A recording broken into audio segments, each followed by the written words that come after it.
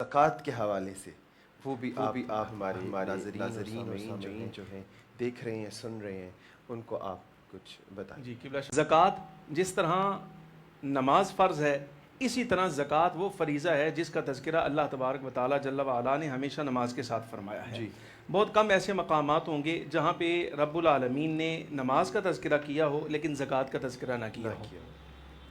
زکوٰۃ کا مطلب یہ ہوتا ہے سال گزرنے کے بعد مخصوص رقم پر کچھ ادائیگی بندہ رب العالمین جل و علا کی رضا کے لیے کرے مخصوص رقم پر. اب یہ مخصوص رقم کا معنی یہ ہوتا ہے کہ بندہ صاحب نصاب ہو. اب اس میں بھی ہمارے ہاں کچھ لوگ ایسے ہیں جو شش و پنج کا شکار ہوتے ہیں, کشمکش میں رہتے ہیں.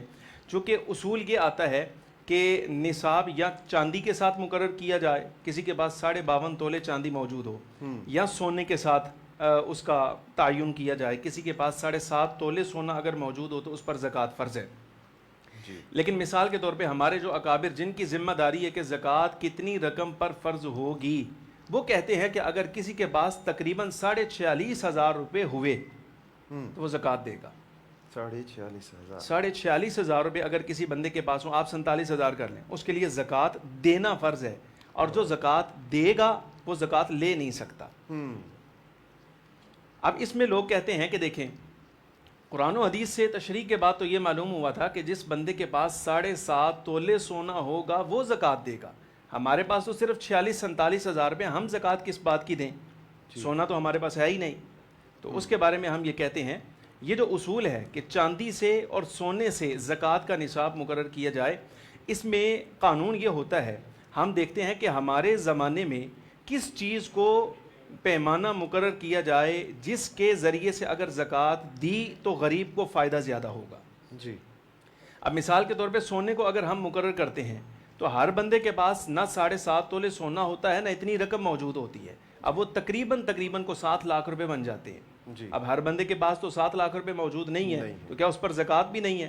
ایسا نہیں ہے. ہمارے علماء کہتے ہیں چونکہ اس زمانے کے اندر چاندی سستی ہے اور چاندی کو اگر مقرر کر لیا جائے نصاب کے طور پر تو اس صورت میں غریب کو فائدہ زیادہ ہوگا. 52.5 تولے چاندی کی قیمت تقریباً 46,500 سے 47,000 روپیہ بنتی ہے. جس کے پاس یہ رقم موجود ہوگی اس پر زکوٰۃ دینا فرض ہوگا, وہ زکوٰۃ ادا کرے گا. کیا بات ہے. اور زکوٰۃ کی ادائیگی میں عام اصول یہ ہوتا ہے جتنی رقم آپ کے پاس موجود ہے, یعنی جس کے بارے میں آپ کو پتہ چل گیا کہ اب مجھ پر زکوٰۃ فرض ہے, جتنی رقم موجود ہے آپ اس کو کیلکولیٹ کر کے پوری جمع کر کے سب کی سب 40 پر تقسیم کر دیں. ٹوٹل رقم کو 40 پر تقسیم کریں, جو جواب آئے گا وہی آپ کی زکوٰۃ کی اماؤنٹ ہے, وہ آپ نے غریبوں کو دینی ہے. اب زکوٰۃ کے مصارف بھی قرآن عزیز نے مقرر کر دیے. بعض لوگ پوچھتے ہیں غیر مسلم کو زکوٰۃ دی جا سکتی ہے کہ نہیں. مثال کے طور پہ ہمارے محلے میں کام کرنے والے یا کو آس پاس کو پڑوس میں ایسے لوگ رہتے ہیں تو کیا ان کو زکوٰۃ دی جا سکتی ہے؟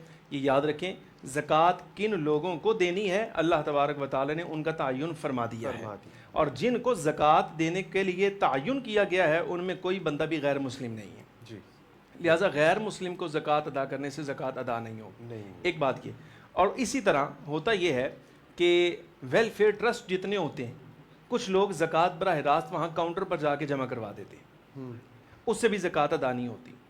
اس لیے کہ زکوٰۃ کے اندر شرط یہ ہوتی ہے کہ کسی غریب کو اور حقدار کو اس کا مالک بنایا جائے. اب ٹرسٹ کے اندر جو بندہ کاؤنٹر پر بیٹھا ہے وہ خود زکوٰۃ دینے کا اہل ہے, جو وصول کر رہا ہے. اگرچہ وہ رقم غریبوں پر ہی خرچ ہونی ہے, لیکن غریبوں پر خرچ ہونے کے لیے یا تو وہ یہ کرے کہ اس کاؤنٹر پر بیٹھے ہوئے شخص کو اپنا وکیل بنائے, وہ کہے کہ یہ رقم میں تمہیں دے رہا ہوں, یہ زکوٰۃ کی ہے, تم نے حقداروں پر خرچ کرنی ہے. لیکن براہ راست جس وقت جا کر وہ دے دے گا کہ یہ زکوٰۃ میں تمہیں دے رہا ہوں, اب تو وہ ادا نہ ہوئی, نہ وہ غریب ہے نہ وہ مالک بنا نہ وہ زکوٰۃ کا حقدار ہے, تو اس کی زکوٰۃ ادا نہیں ہوگی. اس کا طریقہ یہ ہوتا ہے کہ اگر ویلفیئر ٹرسٹ میں, مدرسہ میں یا کسی اور ایسی جگہ پہ جہاں پہ غریبوں کو سہولیات فراہم کی جاتی ہیں زکوٰۃ ادا کرنی ہو, تو سب سے پہلے آپ کسی ایسے بندے کو اس کا مالک بنائیں جو زکوٰۃ لینے کا حقدار ہے, جو غریب ہے, صحیح معنوں میں فقیر شرعی ہے. زکوٰۃ وہ وصول کرے گا, وہ اپنی طرف سے پھر اس ویلفیئر کو بطور گفٹ کے پیش کر دے گا. اس بندے کی زکوٰۃ ادا ہو جائے گی اور ویلفیئر ٹرسٹ والوں کے لیے جو ان کی معاونت کرنی تھی وہ ان کی معاونت ہو جائے گی. اب یہ زکوٰۃ کے کچھ موٹے موٹے مسائل تھے اصول کے ساتھ جو میں نے آپ کے سامنے عرض کیے. نہ دینے کا نقصان کیا ہے قرآن عزیز نے بیان کر دیا.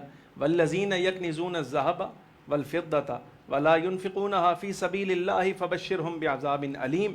वो लोग जो ख़जाना जमा करते हैं, यकनिज़ून अज़्ज़हब सोना जमा करते हैं, चांदी जमा करते हैं, वला युनफ़िक़ूनहा फ़ी सबीलिल्लाह राह खुदा में ख़र्च नहीं करते, यानी ज़कात नहीं देते, तो अल्लाह तबारक व तआला ने बड़ा ज़बरदस्त जुमला इरशाद फरमाया, फ़बश्शिरहुम बिअज़ाबिन अलीम, ऐसे लोगों को दर्दनाक अज़ाब की खुशखबरी है। अल्लाह, खुशखबरी है दर्दनाक अज़ाब की ऐसों को खुशखबरी है।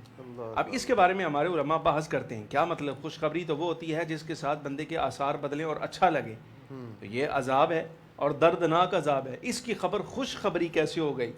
कहते हैं ये दरअसल तंज के लिए जिस तरह नेक आदमी के लिए जन्नत की खबर खुशखबरी है, इसी तरह इस बंदे के लिए तंज और तान के तौर पर जहन्नम के अजाब की जो खबर है वो खुशखबरी कहलाएगी। जैसे कोई बंदा कहता है ना, मैं देख लूंगा तुझे, मैं देख लूंगा तुझे, अब ये देखने का माना होता है कि मैं तुझे सजा दूंगा। आगे भी इरशाद फरमाया, यौम युहमा अलैहा फी नारि जहन्नम फतुकवा बिहा जिबाहुहुम व जुनूबुहुम व ज़ुहूरुहुम। अल्लाह तबारक व तआला फरमाता है क़यामत के दिन इन लोगों का माल सामने पेश करके जिसकी ज़कात अदा न की होगी, इसको जहन्नम पर तपाया जाएगा, पिघलाया जाएगा, यानी उसको ऐसी सूरत में लाया जाएगा जिसको ये जमा करते थे कि उसको जहन्नम पर पिघलाया जा सके। फिर उसके बाद जो वो पिघला हुआ मादा होगा, अल्लाह तबारक व तआला फरमाता है इनके चेहरों को, इनकी पेशानियों को, इनके पहलुओं को और इनके पुश्तों को दागा जाएगा, उसके साथ निशानियां लगाई जाएंगी, और साथ जो फरिश्ते ये काम करने वाले इस ड्यूटी पर मामूर होंगे वो कहेंगे, हादा मा कनज़्तुम लिअन्फुसिकुम, यही वो माल है जिसको तुम अपने लिए जमा किया करते थे और तुम इसको राह खुदा में खर्च नहीं करते थे। तो ये ज़कात अदा न करने का नुकसान है कि रोज़ आखिर बंदा पकड़ा जाएगा। और फिर इसकी एक और सूरत भी है, चूँकि अहादीस पाक के अंदर ये लफ्ज़ मौजूद हैं, ज़कात जो है ये बंदे के माल का मैल होता है, ये गंद है बंदे के माल का, अगर इसको निकाल फेंका जाए तो पीछे जितना माल बच गया वो साफ़ हो गया। लेकिन जो ज़कात अदा नहीं करता, मतलब ये है कि वो पाक शय के अंदर एक गंदी शय मिला रहा है। अब जब पाक शय के अंदर गंदी मिल जाएगी तो पाक का असर भी ख़त्म होता जाएगा और उसकी बरकत भी ख़त्म हो जाएगी, उसको भी फ़ायदा नहीं होगा। अब इसी तरह देखिए, हज़रत इमाम हसन रज़ी अल्लाह तआला अन्हु ने जिस वक्त वो सदका और ज़कात की जो खजूर मौजूद थी सरकार की बारगाह में, आपने वो मुंह में डाली तो आक़ा दो आलम अलैहिस्सलातु वस्सलाम ने फ़ौरन इरशाद फरमाया, हसन इसको थूक दो, इसको उगलो, बाहर निकालो। क्यों? इसलिए फरमाया क्या तुम्हें मालूम नहीं है कि हम आले मोहम्मद हैं? हज़रत इमाम हसन के लिए कहा, चूँकि तुम आले मोहम्मद हो और आले मोहम्मद के लिए सदका इस्तेमाल करना हराम है, नहीं इस्तेमाल कर सकते।